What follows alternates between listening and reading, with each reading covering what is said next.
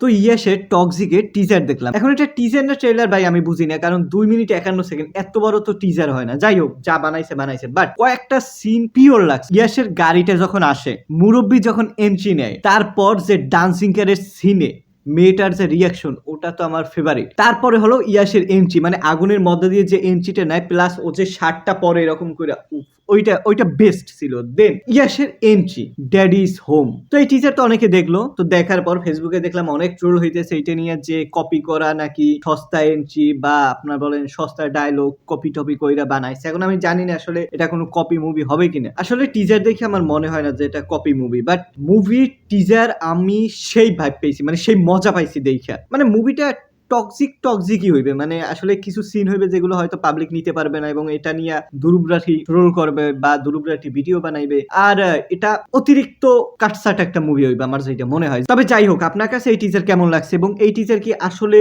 মানে মানানসই কোনো টিজার? আর আরেকটা জিনিস, আমার সব ভালো লাগলেও না, ইয়াসের আসলে লুকস ভালো লাগে না। আমার কাছে কেমন জানি একটু লাগছে, মানে একটু সাপড়ি টাইপের লাগছে। এখন আমি জানি না এটা কেন, বাট আমার কাছে কেমন জানি লাগছে। যাই হোক, আপনার কাছে কেমন লাগছে আপনি জানাবেন, ওকে?